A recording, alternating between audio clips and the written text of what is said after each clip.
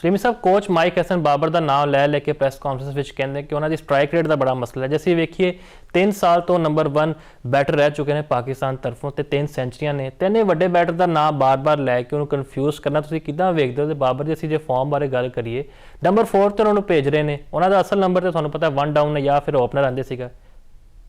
ਜੀ ਜਿਸ ਤਰ੍ਹਾਂ ਤੁਹਾਡਾ ਸਵਾਲ ਹੈਗਾ ਕਿ ਬਾਬਰ ਆਜ਼ਮ ਨੂੰ ਕਨਫਿਊਜ਼ ਨਹੀਂ ਕੀਤਾ ਜਾ ਰਿਹਾ ਨੰਬਰ 4 ਉੱਤੇ ਭੇਜ ਕੇ।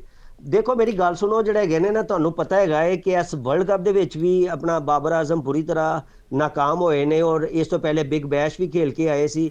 ਉੱਥੇ ਵੀ ਉਹਨਾਂ ਦੀ ਕੋਈ ਬਹੁਤ ਅੱਛੀ ਕਾਰਗਰਦਗੀ ਨਹੀਂ ਰਹੀ ਹੈਗੀ ਸੀ, ਬਲਕਿ ਸਟ੍ਰਾਈਕ ਰੇਟ ਵੀ ਉਹਨਾਂ ਦਾ ਜਿਹੜਾ ਸਭ ਤੋਂ ਲੋ ਹੈਗਾ ਸੀ। ਤੇ ਉਹਦੇ ਬਾਅਦ ਇਸ ਤਰ੍ਹਾਂ ਦੇ ਕੁਐਸਚਨ ਤੇ ਆਉਂਦੇ ਹੈਗੇ ਨੇ। ਅਸੀਂ ਜਿਹੜਾ ਹੈਗਾ ਨਾ ਬੇਸਿਕਲੀ ਕ੍ਰਿਕਟ ਫੈਨ ਉਹਨਾਂ ਨੂੰ ਬੜੀ ਇੱਜ਼ਤ ਦਿੰਦੇ ਨੇ। ਇਹ ਸਾਨੂੰ ਮੰਨਣਾ ਪਏਗਾ ਕਿ ਜਿਹੜਾ ਹੈਗਾ ਨਾ ਬਾਬਰ ਆਜ਼ਮ ਦੁਨੀਆ ਦਾ ਵਰਲਡ ਕਲਾਸ ਪਲੇਅਰ ਹੈਗਾ ਹੈ। ਲੇਕਿਨ ਅਸੀਂ ਉਹ ਵਰਲਡ ਕਲਾਸ ਪਲੇਅਰ ਨੂੰ ਹੁਣ ਕੀ ਕਰਨਾ ਹੈਗਾ ਹੈ ਕਿ ਜਿਹੜਾ ਟੀਮ ਵਾਸਤੇ ਕੁਝ ਨਹੀਂ ਕਰ ਰਿਹਾ, ਟੀਮ ਦੇ ਫਾਇਦੇ ਵਾਸਤੇ ਕੁਝ ਨਹੀਂ ਕਰ ਰਿਹਾ ਹੈਗਾ, ਤੇ ਇੰਨਾ ਸਲੋ ਖੇਲਦਾ ਹੈਗਾ। ਮਾਈਕ ਹੈਸਨ ਜਿਹੜਾ ਹੈਗਾ ਹੈ ਉਹ ਹੁਣ ਉਹਨਾਂ ਨੇ ਕਹਿ ਦਿੱਤਾ ਹੈ ਕਿ ਚੂੰਕਿ ਬਈ ਇਹ ਬਹੁਤ ਜ਼ਿਆਦਾ ਸਲੋ ਖੇਲਦਾ ਹੈ, ਸਾਨੂੰ 2020 ਮੈਚਾਂ ਦੇ ਵਿੱਚ ਔਰ ਜਿਸ ਤਰੀਕੇ ਨਾਲ ਸ਼੍ਰੀਲੰਕਾ ਦੇ ਵਿੱਚ ਰਨਸ ਵੀ ਬਣ ਰਹੇ ਹੈਗੇ ਨੇ। ਕੱਲ ਵੀ ਤੁਸੀਂ ਦੇਖਿਆ ਹੋਵੇਗਾ ਕਿ ਜਿਸ ਤਰੀਕੇ ਨਾਲ ਵੈਸਟ ਇੰਡੀਜ਼ ਨੇ ਚੌਕਿਆਂ ਦੀ ਤੇ ਛੱਕਿਆਂ ਦੀ ਬਾਰਿਸ਼ ਕੀਤੀ ਹੈਗੀ ਹੈ ਤੇ ਆਪਣਾ 254 ਰਨਸ ਦਾ ਟਾਰਗੇਟ ਸੈੱਟ ਕੀਤਾ ਸੀ ਔਰ ਸਿਰਫ 34 ਗੇਂਦਾਂ ਤੇ ਜਿਹੜਾ ਹੈਗਾ ਹੈ ਨਾ ਆਪਣਾ ਸ਼ਿਮਰੌਨ ਨੇ ਆਪਣਾ 85 ਸਕੋਰ ਕੀਤਾ ਹੈਗਾ ਸੀ। ਤੁਸੀਂ ਦੇਖੋ ਵਰਲਡ ਕੱਪ ਦੇ ਵਿੱਚ ਕਿੰਨੀ ਤੇਜ਼ੀ ਦੇ ਨਾਲ ਜਿਹੜੇ ਹੈਗੇ ਨੇ ਨਾ ਔਰ ਕਿੰਨੀ ਰਫਤਾਰੀ ਦੇ ਨਾਲ ਜਿਹੜੇ ਹੈਗੇ ਨੇ ਨਾ ਬੈਟਰ ਰਨਸ ਕਰ ਰਹੇ ਹੈਗੇ ਨੇ। ਤਾਂ ਉੱਥੇ ਅਗਰ ਕੋਈ ਸਟ੍ਰਾਈਕ ਰੇਟ ਥੱਲੇ ਹੋਏਗਾ, ਕੋਈ ਡਾਟ ਬਾਲ ਖੇਲੇਗਾ ਔਰ ਡਰ ਕੇ ਖੇਲੇਗਾ, ਤੇ ਇਸ ਤਰੀਕੇ ਦੇ ਨਾਲ ਮੈਂ ਸਮਝਦਾ ਵਾਂ ਕਿ ਡਰਨ ਵਾਲੇ ਜਿਹੜੇ ਹੈਗੇ ਨੇ ਨਾ ਪਲੇਅਰਾਂ ਦੀ ਮੌਜੂਦਗੀ ਦੇ ਵਿੱਚ ਪਾਕਿਸਤਾਨ ਤੇ ਨਹੀਂ ਜੇ ਆਪਣਾ ਜਿੱਤ ਸਕਦਾ ਹੈਗਾ। ਤੇ ਲਿਹਾਜ਼ਾ ਇੱਥੇ ਤੇ ਬੜੇ ਨਿਡਰ, ਦਲੇਰ ਔਰ ਚੌਕੇ ਛੱਕੇ ਮਾਰਨ ਵਾਲੇ ਸਾਨੂੰ ਪਲੇਅਰ ਚਾਹੀਦੇ ਹੈਗੇ ਨੇ। ਤੇ ਮੇਰਾ ਖਿਆਲ ਹੈ ਕਿ ਚੂੰਕਿ ਹੁਣ ਇਹਨਾਂ ਬਾਰ-ਬਾਰ ਆਪਣਾ ਬਾਬਰ ਆਜ਼ਮ ਨੂੰ ਚੌਥੇ ਨੰਬਰ ਤੇ ਵੀ ਅਗਰ ਅਸੀਂ ਟਰਾਈ ਕਰ ਰਹੇ ਹੈਗੇ ਆ ਤੇ ਲੇਕਿਨ ਉਹ ਰਨਸ ਕਰਨ ਦੇ ਵਿੱਚ ਨਾਕਾਮ ਨਹੀਂ ਹੋ ਰਿਹਾ। ਤੇ ਇਹਨਾਂ ਨੂੰ ਤੁਸੀਂ ਮੈਂ ਸਮਝਦਾ ਵਾਂ ਕਿ ਚੂੰਕਿ ਇਹਨਾਂ ਦੀ ਜਿਹੜੀ ਪੋਜੀਸ਼ਨ ਹੈਗੀ ਸੀ ਉਹ ਹੈਗੇ ਸੀ 1 ਡਾਊਨ ਹੈਗੇ ਸੀ, ਉੱਥੇ ਹੁਣ ਸਲਮਾਨ ਅਲੀ ਆਗਾ ਆ ਰਹੇ ਨੇ। ਔਰ ਸਭ ਤੋਂ ਵੱਡੀ ਜਿਹੜੀ ਥੋੜੀ ਜਿਹੀ ਪਰੇਸ਼ਾਨ ਕੁਲ ਜਿਹੜੀ ਗੱਲ ਹੈਗੀ ਹੈ, ਸਲਮਾਨ ਅਲੀ ਆਗਾ ਵੀ ਪਰਫਾਰਮੈਂਸ ਦਾ ਮੁਜ਼ਾਹਰਾ ਨਹੀਂ ਕਰ ਰਹੇ ਹੈਗੇ। ਤੁਹਾਨੂੰ ਯਾਦ ਹੋਏਗਾ ਕਿ ਇਸ ਤੋਂ ਪਹਿਲੇ ਇਹਨਾਂ ਨੇ 12 ਗੇਂਦਾਂ ਤੇ 46 ਸਕੋਰ ਕੀਤਾ ਹੈਗਾ ਸੀ। ਤੇ ਅਗਰ ਮੇਰਾ ਖਿਆਲ ਹੈ ਕਿ ਉਹ ਜਿਹੜੀ ਪਰਫਾਰਮੈਂਸ ਨੂੰ ਦੁਬਾਰਾ ਦੁਹਰਾਇਆ ਜਾਣਾ ਚਾਹੀਦਾ ਹੈਗਾ। ਤੇ ਲਿਹਾਜ਼ਾ ਅਗਰ ਆਪਣਾ ਜਿਹੜੇ ਟੌਪ ਆਰਡਰ ਜਿਹੜੇ ਗਏ ਨੇ ਬੈਟਸਮੈਨ ਅਗਰ ਬਹੁਤ ਅੱਛਾ ਪਰਫਾਰਮ ਕਰਨਗੇ ਔਰ ਬਾਅਦ ਚ ਮਿਡਲ ਆਰਡਰ ਔਰ ਜਿਹੜੇ ਲੋਅਰ ਮਿਡਲ ਆਰਡਰ ਨੇ ਉਹਨਾਂ ਤੇ ਵੀ ਪ੍ਰੈਸ਼ਰ ਘੱਟ ਹੋਏਗਾ ਔਰ ਆਖਰੀ ਓਵਰਾਂ ਦੇ ਵਿੱਚ ਜਿਹੜੇ ਹੈਗੇ ਨੇ ਸਾਡੇ ਲੋਅਰ ਮਿਡਲ ਜਿਹੜੇ ਬੈਟਰ ਹੈਗੇ ਨੇ ਉਹ ਜ਼ਿਆਦਾ ਚੌਕੇ ਤੇ ਛੱਕੇ ਮਾਰਨਗੇ, ਖੁੱਲ ਕੇ ਖੇਲਣ ਦੇ ਉਹਨਾਂ ਨੂੰ ਮੌਕਾ ਮਿਲੇਗਾ।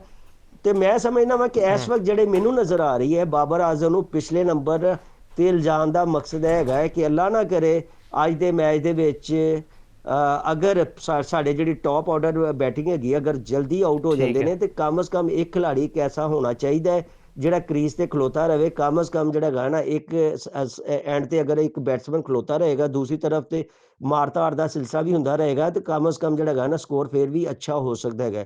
ਤੇ ਮੈਂ ਸਮਝਦਾ ਵਾਂ ਕਿ ਇਹ ਜਿਹੜੀ ਪਾਕਿਸਤਾਨ ਟੀਮ ਮੈਨੇਜਮੈਂਟ ਦੀ ਜਿਹੜੀ ਹੈਗੀ ਹੈ ਆਪਣਾ ਪਲੈਨਿੰਗ ਹੈਗੀ ਹੈ ਬੁਰੀ ਨਹੀਂ ਹੈਗੀ। ਉਹਨਾਂ ਨੇ ਬਿਲਕੁਲ ਇਹ ਸੋਚਿਆ ਹੈਗਾ ਹੈ ਕਿ ਇੱਕ ਐਂਡ ਤੇ ਕਮ ਸੇ ਕਮ ਇਸ ਤਰੀਕੇ ਨਾਲ ਆਪਣਾ ਪਲੇਅਰ ਹੋਣਾ ਚਾਹੀਦਾ।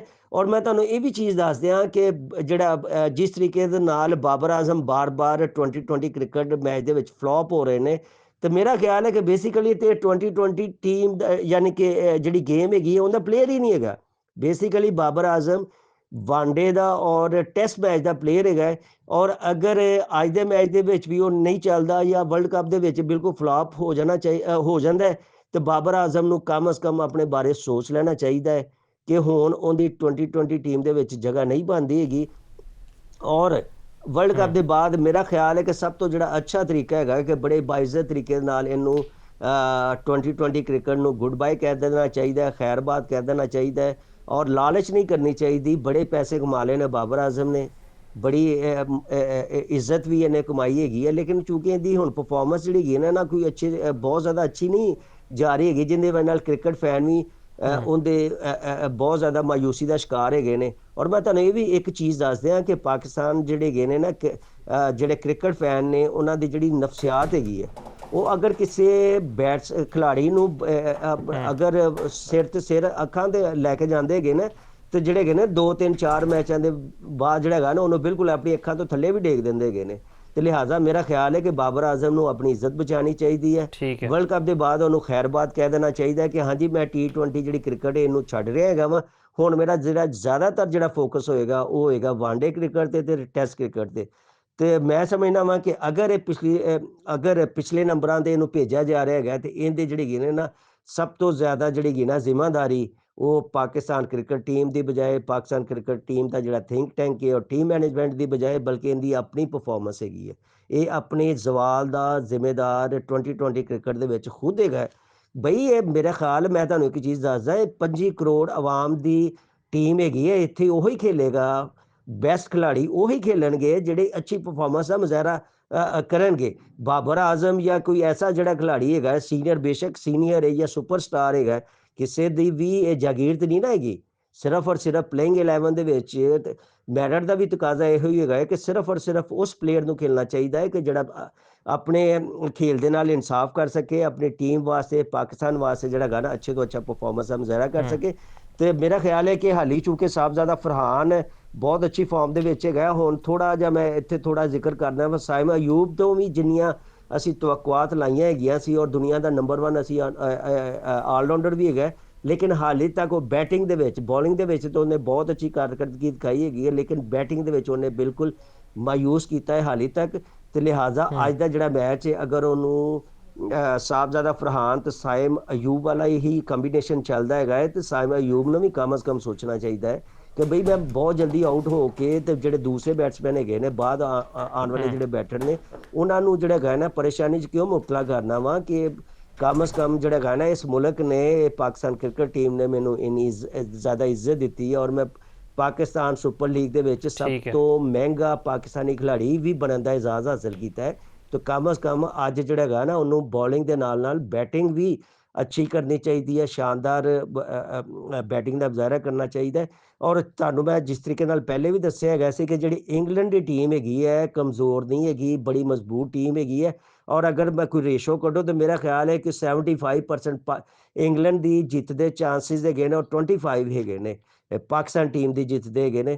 ਤੇ ਲਿਹਾਜ਼ਾ ਅਗਰ ਪਾਕਿਸਤਾਨ ਨੇ ਇਹ ਵਾਲਾ ਮੈਚ ਜਿੱਤਣਾ ਹੈ ਵਰਲਡ ਕੱਪ ਦੇ ਵਿੱਚ, ਜਿਸ ਤਰੀਕੇ ਨਾਲ ਅਸੀਂ ਇੰਗਲੈਂਡ ਕੋਲੋਂ ਹਾਰਦੇ ਰਹੇ ਹੈਗੇ ਆ, ਇਹ ਤਾਰੀਖ ਨੂੰ ਬਦਲਣਾ ਹੈਗਾ ਹੈ। ਤੇ ਅੱਜ ਤਮਾਮ ਪਲੇਅਰਾਂ ਨੂੰ ਜਿਹੜਾ ਹੈਗਾ ਨਾ ਬਿਹਤਰੀਨ ਕਾਰਕਰਦਗੀ ਦਿਖਾਉਣੀ ਚਾਹੀਦੀ ਹੈ। ਅਗਰ ਤੁਸੀਂ ਬਤੌਰ ਬੈਟਸਮੈਨ ਹੈਗੇ ਜੇ, ਤੁਹਾਡੀ ਬੈਟਿੰਗ ਬਹੁਤ ਅੱਛੀ ਹੋਣੀ ਚਾਹੀਦੀ ਹੈ। ਅਗਰ ਤੁਸੀਂ ਬੋਲਿੰਗ ਕਰ ਰਹੇ ਜੇ, ਤੁਹਾਨੂੰ ਗੈਰ ਮਾਮੂਲੀ ਬੋਲਿੰਗ ਕਰਨੀ ਪਏਗੀ। ਔਰ ਅਗਰ ਤੁਸੀਂ ਫੀਲਡਿੰਗ ਕਰ ਰਹੇ ਜੇ ਤੇ ਤੁਹਾਨੂੰ ਜਿਹੜਾ ਹੈਗਾ ਨਾ ਕੈਚ ਛੱਡਣ ਤੋਂ ਇਜਤਨਾਬ ਕਰਨਾ ਚਾਹੀਦਾ ਹੈ। ਔਰ ਜਿਹੜੇ ਹੈਗੇ ਨੇ ਨਾ ਗੈਰ ਜ਼ਰੂਰੀ ਜਿਹੜੇ ਰਨਸ ਫੀਲਡਿੰਗ ਦੇ ਵਿੱਚ ਅਸੀਂ ਦਿੰਦੇ ਰਹਿੰਦੇ ਹੈਗੇ ਆ, ਉਹਦੇ ਤੋਂ ਵੀ ਅਵਾਇਡ ਕਰਨਾ ਚਾਹੀਦਾ ਹੈ। ਔਰ ਅਸੀਂ ਉਮੀਦ ਕਰਦੇ ਹਾਂ ਕਿ ਅੱਜ ਜਿਹੜੀ ਹੈਗੀ ਨਾ ਇੱਕ ਤਾਰੀਖ ਬਦਲਣ ਦਾ ਦਿਨ ਆ ਗਿਆ ਹੈਗਾ ਔਰ ਅੱਜ ਪਾਕਿਸਤਾਨ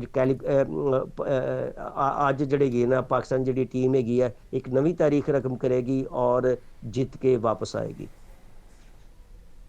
ਅੱਛਾ, ਜੇ ਅਸੀਂ ਉਸਮਾਨ ਤਾਰਿਕ ਦੀ ਗੱਲ ਕਰੀਏ, ਤੁਹਾਨੂੰ ਪਤਾ ਉਹਨਾਂ ਨੂੰ ਸਹੀ ਤਰ੍ਹਾਂ ਯੂਟਿਲਾਈਜ਼ ਨਹੀਂ ਕੀਤਾ ਜਾਂਦਾ। ਪਹਿਲੇ ਵੀ ਅਸੀਂ 10 ਓਵਰਾਂ ਬਾਅਦ ਉਹਨਾਂ ਨੂੰ ਬੋਲਿੰਗ ਕਰਾਈ, ਲੇਕਿਨ ਹੁਣ ਤੁਹਾਨੂੰ ਲੱਗਦਾ ਹੈ ਕਿ ਅਸੀਂ ਪਾਵਰ ਪਲੇ ਦੇ ਬਾਅਦ ਜੇ ਉਹਨਾਂ ਨੂੰ ਮੌਕਾ ਦਈਏ, ਜੇ ਅਰਲੀ ਵਿਕਟਸ ਲੈ ਲਈਏ, ਇੰਗਲਿਸ਼ ਬੈਟਰ ਨੂੰ ਅਸੀਂ ਕਿਤੇ ਨਾ ਕਿਤੇ ਫਸਾ ਸਕਦੇ ਹਾਂ। ਜੀ, ਜਿਸ ਤਰ੍ਹਾਂ ਤੁਹਾਡਾ ਸਵਾਲ ਹੈਗਾ ਕਿ ਉਸਮਾਨ ਤਾਰਿਕ ਇਸ ਮੈਚ ਵਾਸਤੇ ਕਿੰਨੇ ਅਹਿਮ ਹੋ ਸਕਦੇ ਹੈਗੇ ਨੇ ਇੰਗਲੈਂਡ ਦੇ ਖਿਲਾਫ, ਕਿਉਂ ਨਹੀਂ ਹੋ ਸਕਦੇ ਕਿ ਇਸ ਵਕਤ ਅਗਰ ਪੂਰੇ ਵਰਲਡ ਕੱਪ ਦੇ ਵਿੱਚ ਕੋਈ ਬੋਲਰ ਡਿਸਕਸ ਹੋ ਰਿਹਾ ਹੈ ਤਾਂ ਉਸਮਾਨ ਤਾਰਿਕ ਹੈ। ਤੇ ਉਸਮਾਨ ਤਾਰਿਕ ਦੀ ਬੋਲਿੰਗ ਹੈਗੀ ਹੈ, ਉਸਮਾਨ ਤਾਰਿਕ ਦਾ ਜਿਹੜਾ ਐਕਸ਼ਨ ਹੈਗਾ ਉਹ ਬਹੁਤ ਜ਼ਿਆਦਾ ਡਿਸਕਸ ਹੋ ਰਿਹਾ ਹੈਗਾ। ਔਰ ਅੱਜ ਅਗਰ ਪਾਕਿਸਤਾਨ ਜਿੱਤਦਾ ਹੈਗਾ ਹੈ ਤਾਂ ਮੈਂ ਸਮਝਦਾ ਵਾਂ ਕਿ ਅਗਰ ਉਸਮਾਨ ਤਾਰਿਕ ਨੂੰ ਅੱਛੇ ਤਰੀਕੇ ਨਾਲ ਯੂਟਿਲਾਈਜ਼ ਕੀਤਾ ਜਾਏ ਤੇ ਇਹ ਪਾਕਿਸਤਾਨ ਨੂੰ ਜਿਹੜਾ ਹੈਗਾ ਨਾ ਬੜੇ ਆਸਾਨੀ ਨਾਲ ਜਿਤਵਾ ਸਕਦਾ ਹੈਗਾ, ਕਿਉਂਕਿ ਇਹਦਾ ਜਿਹੜਾ ਬੋਲਿੰਗ ਐਕਸ਼ਨ ਹੈਗਾ ਇਹ ਹਾਲੇ ਤੱਕ ਜਿਹੜਾ ਹੈਗਾ ਨਾ ਇੰਗਲੈਂਡ ਇਹਨੂੰ ਹਾਲੇ ਤੱਕ ਇਹਦੇ ਜਿਹੜੇ ਬੈਟਰ ਹੈਗੇ ਨੇ ਇਹਨਾਂ ਨੇ ਉਸਮਾਨ ਤਾਰਿਕ ਨੂੰ ਜ਼ਿਆਦਾਤਰ ਨਹੀਂ ਖੇਲਿਆ, ਨਾ ਹੀ ਇਹਨੂੰ ਸਮਝਦੇ ਹੈਗੇ ਨੇ। ਤੇ ਇਹਦੀ ਜਿਹੜੀ ਮਿਸਟਰੀ ਬੋਲਿੰਗ ਹੈਗੀ ਆ ਉਹਦਾ ਪਾਕਿਸਤਾਨ ਭਰਪੂਰ ਤਰੀਕੇ ਨਾਲ ਫਾਇਦਾ ਚੁੱਕ ਸਕਦਾ ਹੈਗਾ। ਲੇਕਿਨ ਮੈਂ ਸਮਝਦਾ ਵਾਂ ਕਿ ਹਾਲੇ ਤੱਕ ਜਿਹੜਾ ਹੈਗਾ ਨਾ ਕਪਤਾਨ ਜਿਹੜੇ ਸੁਲਮਾਨ ਅਲੀ ਆਗਾ ਉਸਮਾਨ ਤਾਰਿਕ ਨੂੰ ਸਹੀ ਤਰੀਕੇ ਨਾਲ ਇਸਤੇਮਾਲ ਨਹੀਂ ਕਰ ਸਕੇ।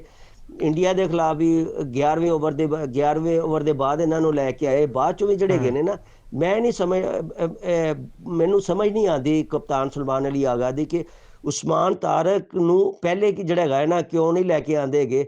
ਜਦੋਂ ਟੀਮਾਂ ਸੈੱਟ ਹੋ ਜਾਂਦੀਆਂ ਨੇ ਉਸ ਵਕਤ ਉਸਮਾਨ ਤਾਰਿਕ ਨੂੰ ਜਿਹੜਾ ਹੈਗਾ ਨਾ ਮੈਦਾਨ ਦੇ ਵਿੱਚ ਉਤਾਰ ਦਿੱਤਾ ਜਾਂਦਾ, ਲੈ ਵੀ ਹੁਣ ਤੋਂ ਵਿਕਟਾਂ ਲੈ।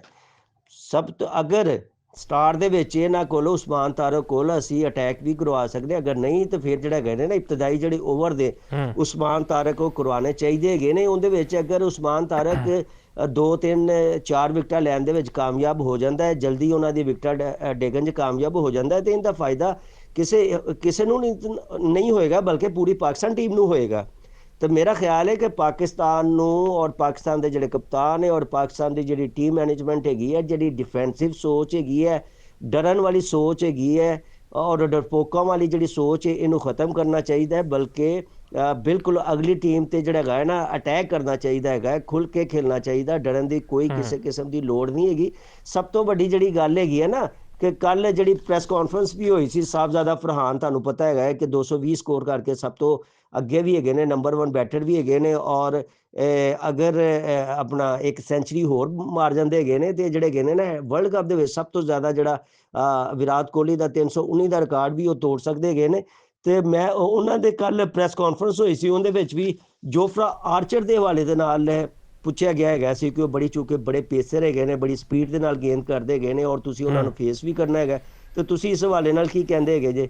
ਤੇ ਇਸ ਹਵਾਲੇ ਨਾਲ ਸਾਹਿਬਜ਼ਾਦਾ ਫਰਹਾਨ ਨੇ ਬਗੈਰ ਕਿਸੇ ਹਿਚਕਚਾਹਟ ਤੋਂ ਉਹਨਾਂ ਨੇ ਕਿਹਾ ਹੈਗਾ ਕਿ ਅਗਰ ਜੋਫਰਾ ਆਰਚਰ ਦੀ 140 ਦੇ ਉੱਤੇ ਸਪੀਡ ਹੈਗੀ ਹੈ ਤਾਂ ਕੀ ਹੋਇਆ। ਸਾਡੇ ਟੀਮ ਦੇ ਵਿੱਚ ਵੀ ਐਸੇ ਪਲੇਅਰ ਹੈਗੇ ਨੇ ਜਿਨ੍ਹਾਂ ਦੀ ਬੋਲਰ ਹੈਗੇ ਨੇ ਜਿਨ੍ਹਾਂ ਦੀ ਸਪੀਡ 140 ਤੋਂ ਜ਼ਿਆਦਾ ਹੈਗੀ ਹੈ। ਤੇ ਮੈਂ ਪਹਿਲੇ ਵੀ ਜੋਫਰਾ ਆਰਚਰ ਨੂੰ ਜਿਹੜਾ ਹੈਗਾ ਨਾ ਆਪਣਾ ਫੇਸ ਕਰ ਚੁੱਕਿਆ ਹੈਗਾ ਵਾ। ਅਗਰ ਆਏਗਾ ਤਾਂ ਕੋਈ ਗੱਲ ਨਹੀਂ ਹੈਗੀ, ਮੈਂ ਚੂੰਕਿ ਬਹੁਤ ਅੱਛੀ ਫਾਰਮ ਦੇ ਵਿੱਚ ਹੈਗਾ ਵਾ ਤੇ ਅੱਛੇ ਤਰੀਕੇ ਨਾਲ ਜਿਹੜਾ ਹੈਗਾ ਨਾ ਖੇਲਾਂਗਾ ਔਰ ਐਸਾ ਰਿਕਾਰਡ ਸੈੱਟ ਕਰਨ ਦੀ ਕੋਸ਼ਿਸ਼ ਕਰਾਂਗਾ, ਐਸੀ ਕਾਰਕਰਦਗੀ ਦਿਖਾਉਣ ਦੀ ਕੋਸ਼ਿਸ਼ ਕਰਾਂਗਾ ਕਿ ਜਿੰਦੀ ਵਜ੍ਹਾ ਦੇ ਨਾਲ ਨਾ ਸਿਰਫ ਮੇਰੀ ਜ਼ਾਤ ਨੂੰ ਫਾਇਦਾ ਹੋਏਗਾ, ਬਲਕਿ ਮੇਰੀ ਜ਼ਾਤ ਨਾਲੋਂ ਵੀ ਜ਼ਿਆਦਾ ਜਿਹੜਾ ਹੈਗਾ ਨਾ ਪਾਕਿਸਤਾਨ ਟੀਮ ਨੂੰ ਫਾਇਦਾ ਹੋਏਗਾ। ਤੇ ਮੈਂ ਸਮਝਦਾ ਵਾ ਸੁਲਮਾਨ ਅਲੀ ਆਗਾ ਨੂੰ ਆਪਣੀ ਜਿਹੜੀ ਡਿਫੈਂਸਿਵ ਸੋਚ ਹੈਗੀ ਹੈ ਇਹਨੂੰ ਖਤਮ ਕਰਨਾ ਚਾਹੀਦਾ ਹੈ ਔਰ ਬਿਲਕੁਲ ਅਗਲੀ ਟੀਮ ਤੇ ਚੜ੍ਹ ਕੇ ਖੇਲਣਾ ਚਾਹੀਦਾ ਹੈਗਾ। ਅਗਲੀ ਟੀਮ ਡਰਨ ਦੀ ਬਜਾਏ ਨਾ, ਅਗਲੀ ਟੀਮ ਜਿਹੜੀ ਉਹਦੇ ਕੋਲੋਂ ਡਰਨ ਦੀ ਬਜਾਏ ਉਹਨੂੰ ਡਰਾਉਣ ਦੀ ਕੋਸ਼ਿਸ਼ ਕਰੋ ਤੁਸੀਂ। ਇਹੋ ਹੀ ਇੱਕ ਅੱਛਾ ਔਰ ਕਾਮਯਾਬ ਜਿਹੜਾ ਕਪਤਾਨ ਹੁੰਦਾ ਹੈ, ਉਹਦੀ ਅਪਰੋਚ ਹੁੰਦੀ ਹੈ ਕਿ ਅਗਲੀ ਟੀਮ ਤੇ ਚੜ੍ਹ ਦੌੜਦਾ ਹੈਗਾ ਹੈ, ਉਹਦੇ ਤੇ ਜਿਹੜਾ ਹੈਗਾ ਨਾ ਉਹਨੂੰ ਡਰਾ ਕੇ ਰੱਖਦਾ ਹੈਗਾ, ਨਾ ਕਿ ਖੁਦ ਡਰ ਜਾਓ। ਤੇ ਉਸਮਾਨ ਤਾਰਕ ਨੂੰ ਬੇਸਿਕਲੀ ਤੁਸੀਂ 10 ਓਵਰਾਂ ਦੇ ਬਾਅਦ ਬੋਲਿੰਗ ਕਰਵਾਉਣ ਦੀ ਬਜਾਏ ਬਿਹਤਰ ਹੈਗਾ ਹੈ ਕਿ ਤੁਸੀਂ ਜਿਹੜਾ ਹੈਗਾ ਨਾ ਆਗਾਜ਼ ਦੇ ਵਿੱਚ ਕਰਵਾਓ ਔਰ ਇਹਨੂੰ ਪੂਰਾ ਇਤਮਾਦ ਦੇਵੋ। ਤੇ ਅਗਰ ਉਸਮਾਨ ਤਾਰਕ ਅੱਜ ਦੇ ਮੈਚ ਦੇ ਵਿੱਚ ਭਰਪੂਰ ਤਰੀਕੇ ਨਾਲ ਇਹਨੂੰ ਯੂਟਿਲਾਈਜ਼ ਕੀਤਾ ਗਿਆ ਤਾਂ ਮੈਂ ਸਮਝਦਾ ਹੈਗਾ ਵਾਂ ਕਿ ਐਸਾ ਬੋਲਰ ਹੈਗਾ ਹੈ ਕਿ ਤਨਹਾ ਇਹ ਪਾਕਿਸਤਾਨ ਟੀਮ ਨੂੰ ਜਿਤਵਾ ਸਕਦਾ ਹੈਗਾ ਹੈ। ਤੇ ਇੱਕ ਦਫਾ ਫੇਰ ਮੇਰੀ ਤਰਫੋਂ ਜਿਹੜਾ ਹੈਗਾ ਨਾ ਉਸਮਾਨ ਤਾਰਕ ਨੂੰ ਬੈਸਟ ਆਫ ਲੱਕ ਹੈਗੀ ਹੈ। ਉਮੀਦ ਹੈਗੀ ਹੈ ਕਿ ਜਿਸ ਤਰੀਕੇ ਨਾਲ ਕ੍ਰਿਕਟ ਫੈਨ ਸੋਚ ਰਹੇ ਗਏ ਨੇ ਉਸਮਾਨ ਤਾਰਕ ਬਿਲਕੁਲ ਉਸੇ ਤਰ੍ਹਾਂ ਦੀ ਹੀ ਬੋਲਿੰਗ ਕਰਨ ਦੇ ਵਿੱਚ ਕਾਮਯਾਬ ਹੋਏਗਾ ਔਰ ਆਪਣੀ ਬੋਲਿੰਗ ਦੀ ਵਜ੍ਹਾ ਦੇ ਨਾਲ ਜਿਹੜਾ ਹੈਗਾ ਨਾ ਪਾਕਿਸਤਾਨੀ ਟੀਮ ਨੂੰ ਜਿਤਵਾਉਣ ਦੇ ਵਿੱਚ ਅਹਿਮ ਕਿਰਦਾਰ ਅਦਾ ਕਰੇਗਾ।